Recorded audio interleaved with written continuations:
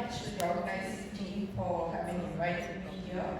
It's my first visit to Sharjah and Dubai, and it's been a very warm welcome and very well conducted conference. So, going on to my topic of dermatological syndromes in travelers, because acute fevers are also part of that. So, we are just going to familiarize ourselves with skin manifestations in travelers. So, if you have fever associated with skin manifestations, then you have to be careful. And we'll just go through some cases to, familiarize ourselves with that. So, what do you think of this? It could be, that's why I'm talking after Dr. Shah. And this, a black lesion, a nodule with a black dot.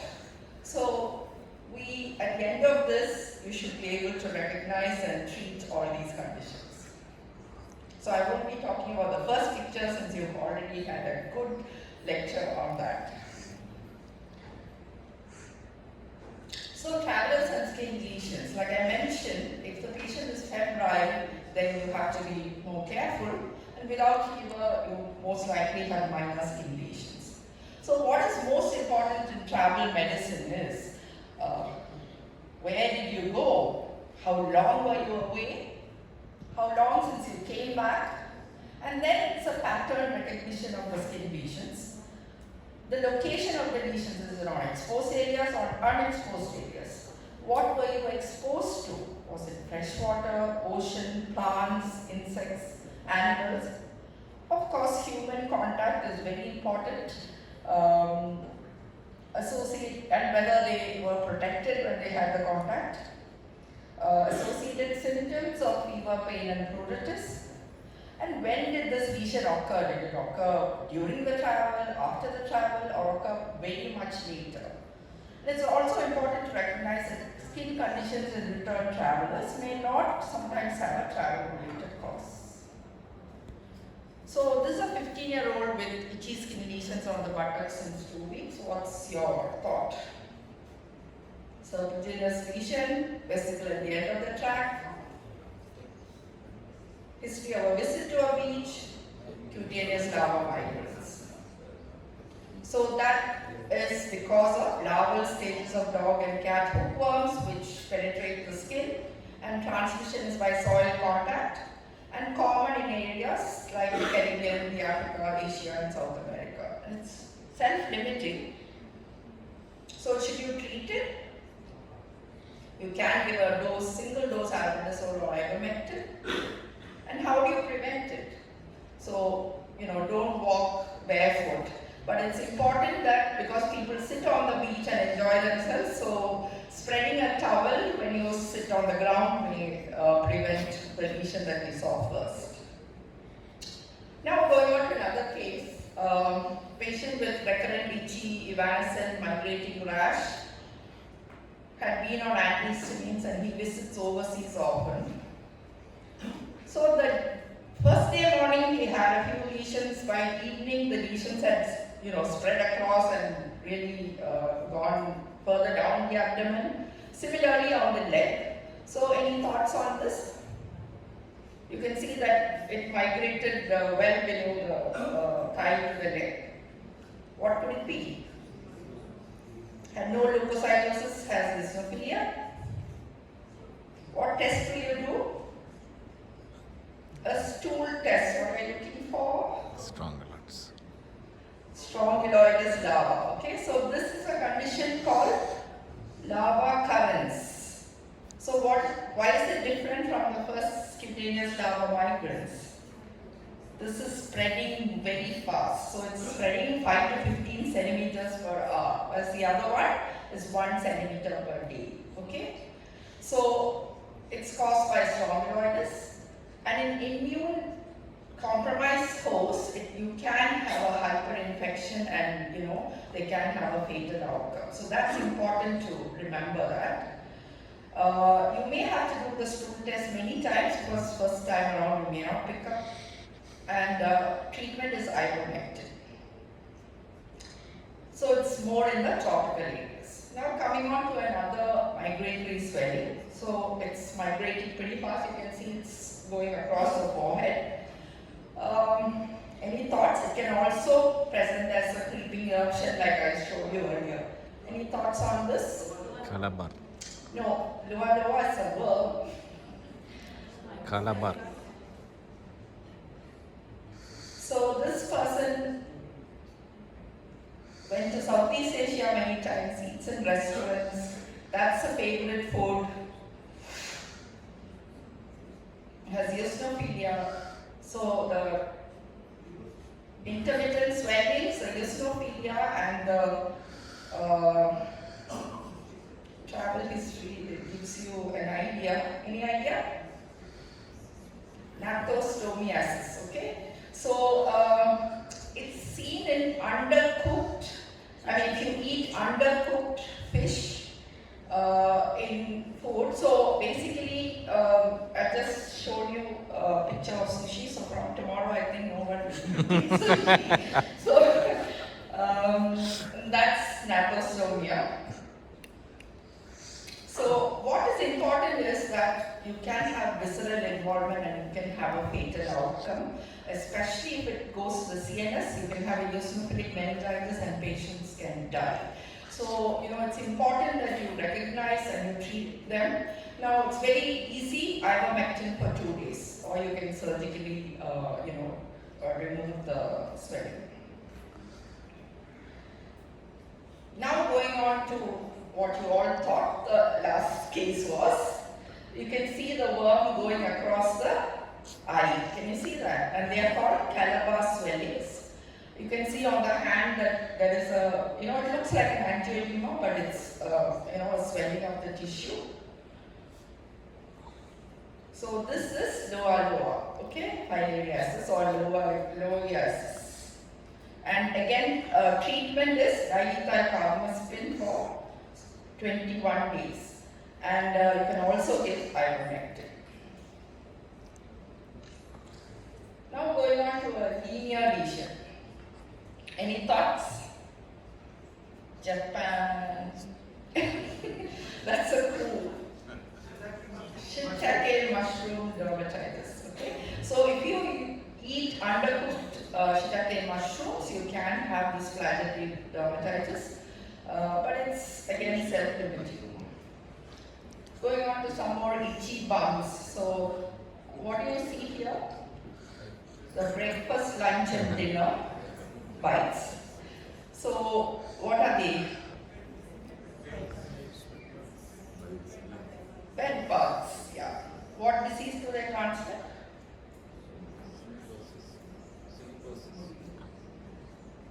No evidence of disease transmission. So it's only the problem of itchy lesions, okay? Fleas can also cause similar lesions. Now going on to some more itchy bumps. So these are lesions on the covered part of the body. You can see that, right? So the tanning, the sun tanning gives you an idea of what the patient was wearing. So it gives you an idea of what you should be looking for. Any ideas? Swimming pool. So your differentials here would be a hot tub folliculitis, an interruption, a contact dermatitis, urticaria. However, this person was wearing a bathing suit, can make out right? So any idea? Okay, and that's where he went. To Florida. Sea urchin. Sea baker's eruption. Okay. So sea baker's eruption is found under the bathing trunk. History of bathing in the ocean, because these are caused by the larvae of jellyfish or sea animals. So it usually occurs between May and August, because that's when these larvae multiply there. They are also known as sea lice. And treatment, of course, is our favorite treatment of dermatologists, topical steroids and antihistamines. the more you are exposed, you may have severe eruptions and sometimes you may need systemic steroids. So that's the jellyfish. So I mentioned that hot tub folliculitis is a differential. So that comes when you swim in contaminated swimming pools, hot tubs or whirlpools. And again, eruption occurs on covered areas and it's self-limiting, but however, if it is severe, you can apply topical antibiotics. So this next itchy eruption is on the exposed area. So again, this patient went to water. So as opposed to the unexposed areas, this person has come with itchy bumps on the exposed areas. Any thoughts?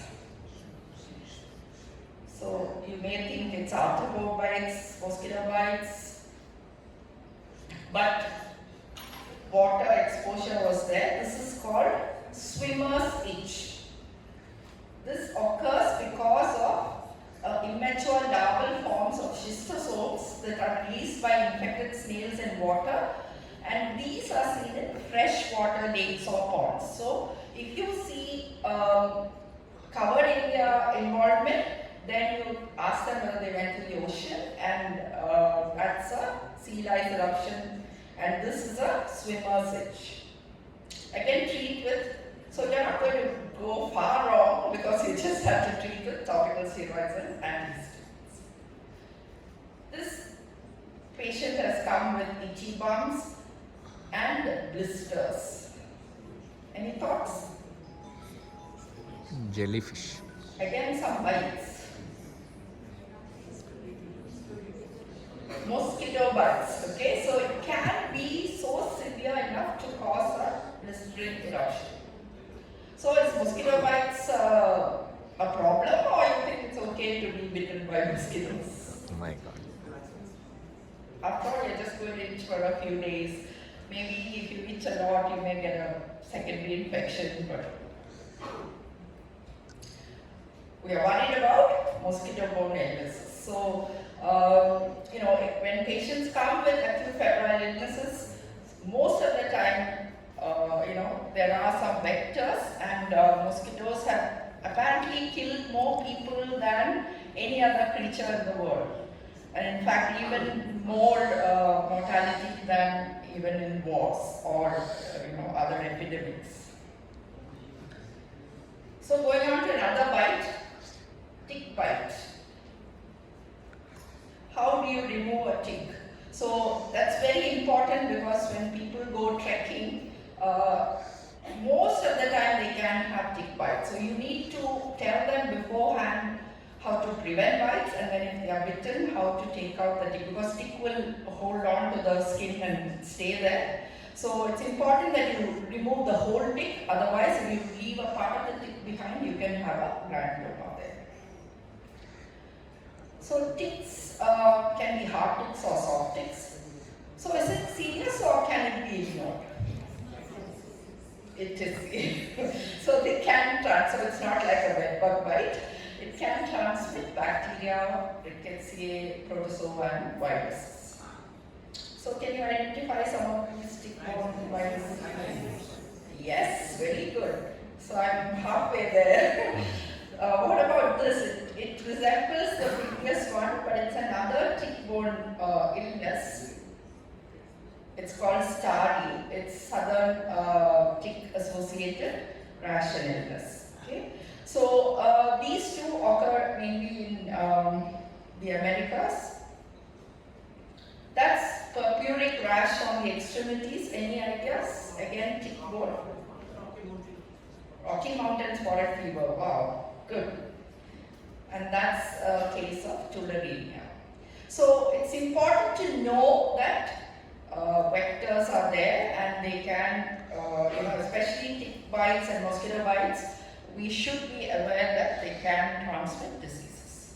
Just to show you some pictures of ticks, because people may bring in ticks and then, they say, this is what bit me. So you need to have an idea.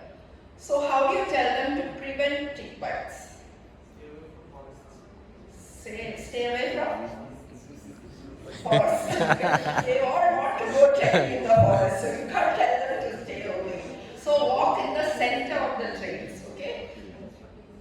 Wear long pants and long sleeves. None of these people are doing that. Nobody is going to wear that. Wear light colored clothes because you can spot the ticks. Use insect repellent.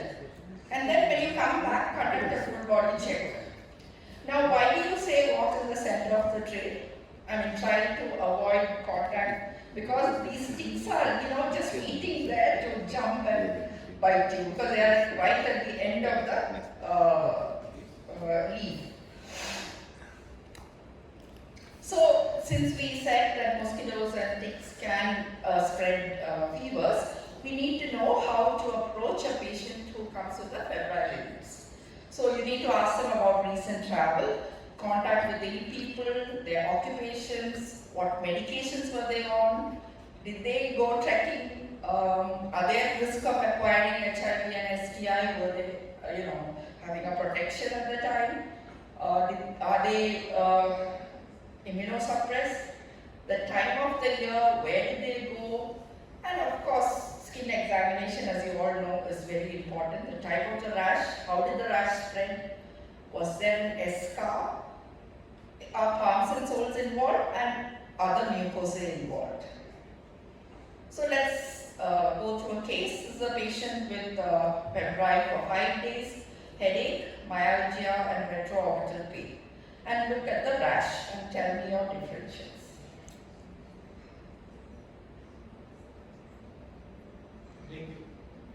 Dengue.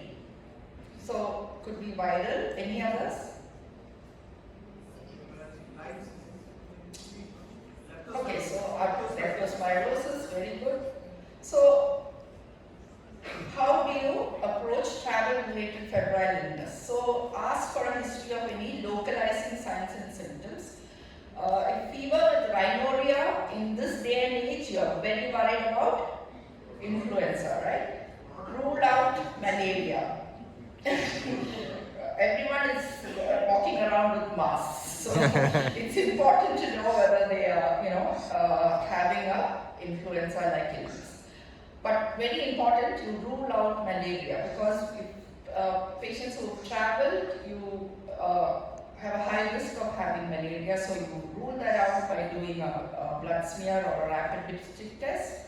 Other tests that are important are blood counts, urinalysis, LFT if they have a jaundice, and renal function test. If short incubation period, think of viral illnesses, again malaria, enteric fevers, and rickettsial diseases. Longer, then hepatitis and tuberculosis also you have to keep in mind.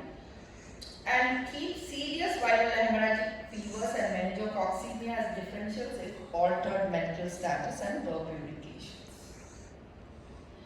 So acute febrile illness, look for localized infections. If that is not there, then rule out malaria, and malaria is not there, then you look for the viral, bacterial and parasitic. So what's the mnemonic to remember these? Malaria, arboviral infections, enteric fever, spirochetes and rickettsial. So that is MAESR. So that you can remember the causes.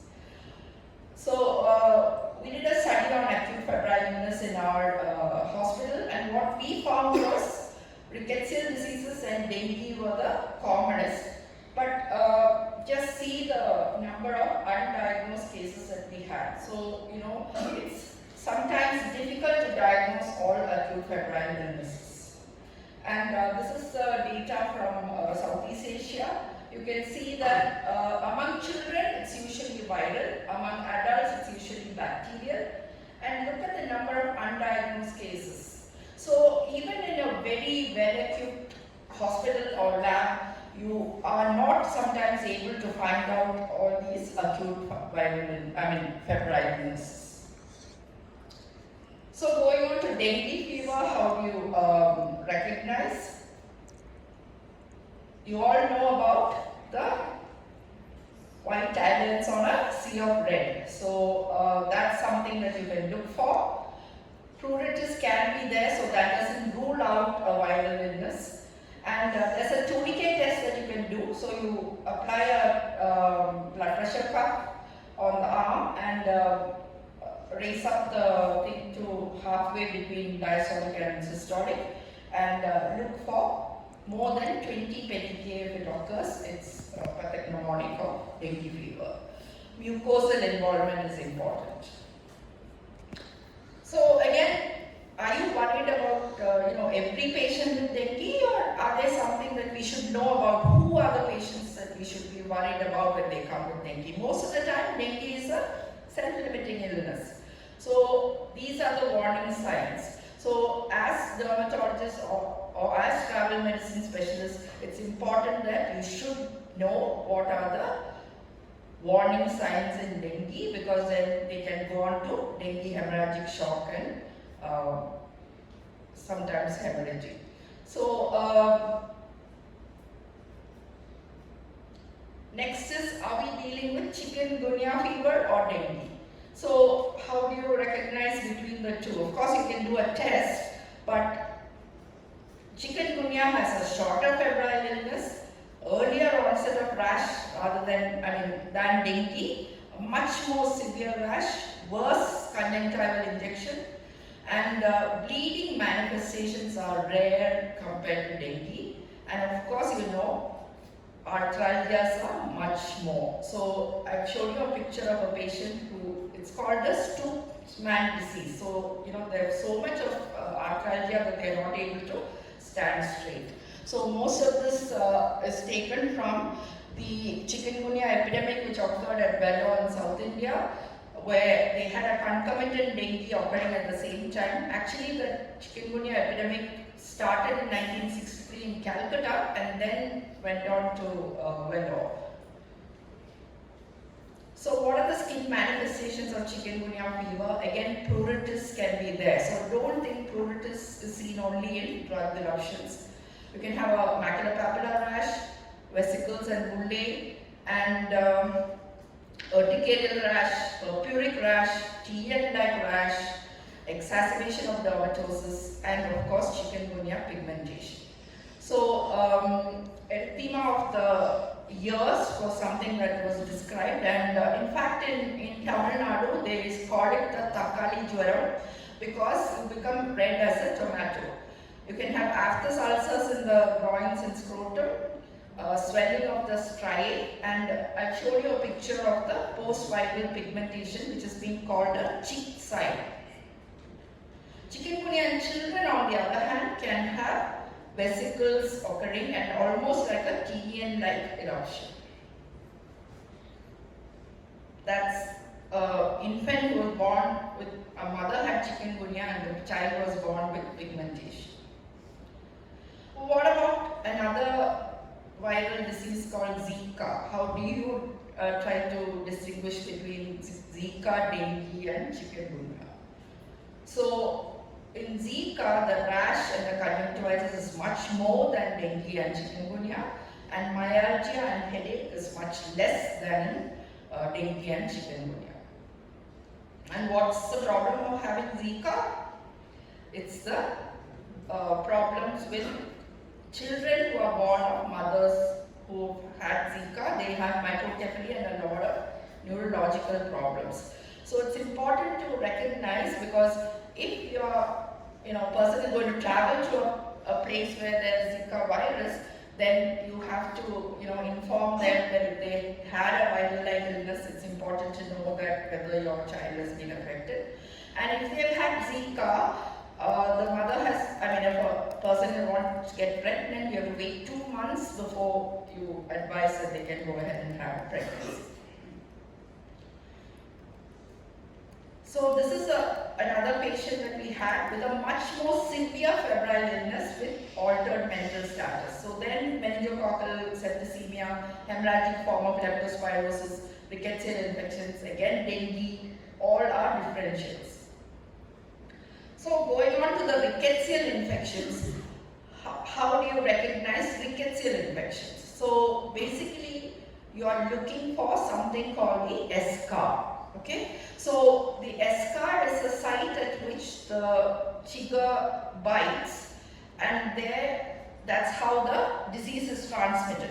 So what you're looking for is something like this with a black necrotic center with surrounding raised erythema, and it occurs in the warm, moist areas like, the axilla, the perineum, etc.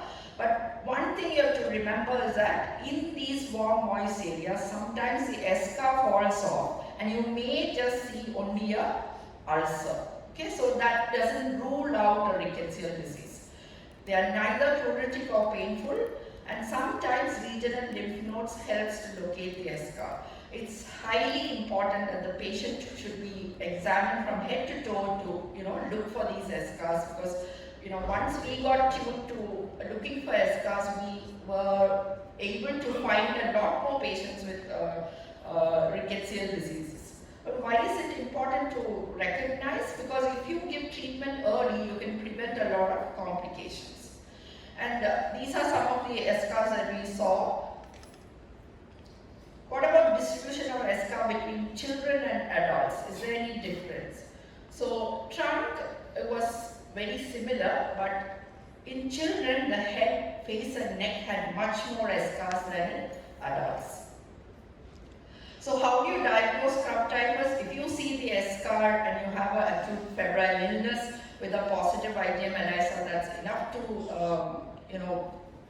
make you give the treatment of doxycycline. So it's very easy to treat, but if you go into complications, it's much more difficult. So giving doxycycline in a patient who you suspect is having a rickettsial infection is very important. Now going on to the spotted fevers, we did a study and we found that it was mainly children who got spotted fevers. Rash was generalized in about 80%. There was a retiform purpuric rash, as I've shown you there, and involvement of palm cells also seen in 80%. Eschar in spotted fevers is very low. Okay, so in scrub typhus you have eschars and you hardly have a rash. In spotted fevers you have rash and you hardly have eschars. So you actually see a vasculitis, and it's the SFD immunofluorescence assay, which is the gold standard for diagnosis. So in acute undifferentiated febrile illnesses, what is important is skin examination, looking for the pathognomonic eschar, looking for the petechial rash, look at the palms and soles whether they are involved, any mucosal involvement. So these are the red flags of acute undifferentiated illnesses in febrile illnesses, and as dermatologists we should be looking for all these signs, and we should be able to decide whether the patient needs ICU care or not, especially in dengue fever. It's also important to keep in mind that acute undifferentiated febrile illnesses with rash could also be a seroconversion of HIV. Okay, so just ask them one question: are you at risk of acquiring HIV? So when you see a patient with an acute febrile illness and they've traveled, it's very important that you keep in mind that HIV, because how many of you have diagnosed HIV seroconversion? How many HIV patients do we all see? So we are walking by seroconverting illness. So it's important to keep in mind that you don't, you at least give them the option of saying whether they are at risk. Now going on to another STI. This is a person who traveled to Thailand, history of dysuria, gram-negative diplococci in urethral discharge. What would you do?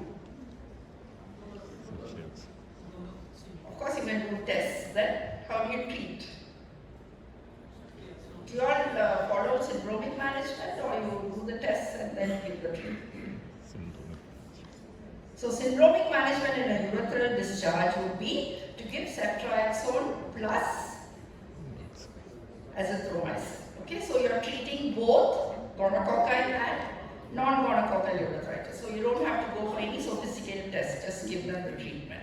But what's the problem now is rising resistance of gonococci to the usual antibiotics. So this was a patient that we saw, and what is most important about what is most worrying was this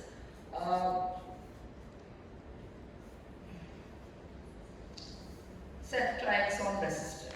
Okay, so it's an extremely worrying thing that in India we found ceftriaxone resistance. Till now, it was very, very, very low. It was there, abroad, but the only good thing was this is azithromycin sensitive. Okay.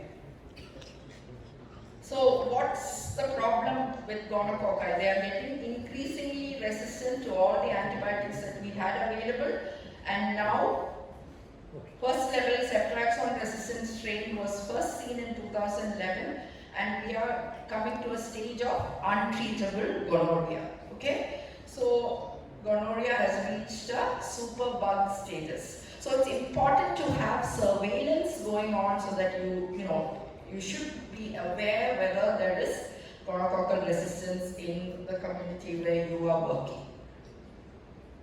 So what is XDR gonorrhea? So if you demonstrate resistance to both oral and intramuscular cephalosporins, then that constitutes XDR, as well as if it is resistant to spectramycin or resistant to 3 or more of those that I have listed there. So 3 cases of extensively drug-resistant gonorrhea were identified in the UK and Australia in 2018. And all 3 infections were resistant to both ceftriaxone and azithromycin. And the UK case, they treated with ceftriaxone and spectinomycin, but at follow-up, they found that the urine sample, even though they tested negative, pharyngeal sample was still positive. And finally, they gave the patient IV ertapenem, and he was cured. Actually, this case made headlines. And everyone was waiting with bated breath to see if this patient would get cured, because if you end up with a patient who you can't cure, then it's going to be difficult. But there are many studies going on with newer antibiotics being looked at for gonorrhea. I just put this case up so that just to stimulate your interest in knowing that drug resistance is a problem everywhere, and we are also starting to see that. Now going back to some bumps and lumps, so that I don't end on a very serious note, but not so serious condition. So this is we have put up this, it's a nodule with a black dot. What is it? Not a what? It has some eggs in it. So this is a condition called, that's the flea, goes in, and it's Thungiasis. Very good, whoever said that. So how do you treat Thungiasis? Surgical removal of the flea, alternatively surgically remove the whole nodule. Antibiotics if there is secondary infection. Consider tetanus prophylaxis if indicated, and this lesion will slowly heal over weeks. Again, antiparasitic agents like ivermectin, thiamidazole may be effective, but are not usually indicated unless there are numerous lesions. Another patient who went to Africa, history of a nodular swelling, and he felt that something was moving in it. So, Myiasis. So what's the condition? Furuncle Myiasis. Okay. So myiasis is infection with fly larva occurring in tropical and subtropical areas. So either the fly can attach their eggs to mosquitoes. Now again, mosquitoes have become important. Wait for the mosquitoes to bite, and then these larvae can enter the bites, or fly larvae can burrow into the skin, or like Dr. Somesh talked to you earlier, he had a patient with wart-like illness, and there were maggots in it. So a wound or a sore, and then the fly can deposit the eggs in that. So that's what myiasis is all about, and all you need to do is apply some petrolatum so that the the larva will cannot breathe, and then it's easier to remove it like I showed you before. Okay. So what are some of the adaptations in animal world against myiasis? So why have I shown a picture of a zebra? So it's a zebra with black on white, black stripes on white or white stripes on black has always been a question which everyone wanted to answer. But anyway, scientists claim to have finally solved the mystery of why zebra evolved with their distinctive black and white stripes. Apparently, this makes it unattractive to flies. Okay, so as part of travel medicine, what could we tell the people who are traveling wear zebra clothes?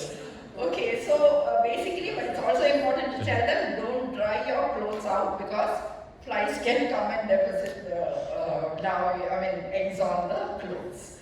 So to conclude, skin manifestations are common in travel-related illness. Skin examination is very valuable in febrile illnesses. Ascertain the setting and the host characteristics and look for the warning signs. Thank you very much.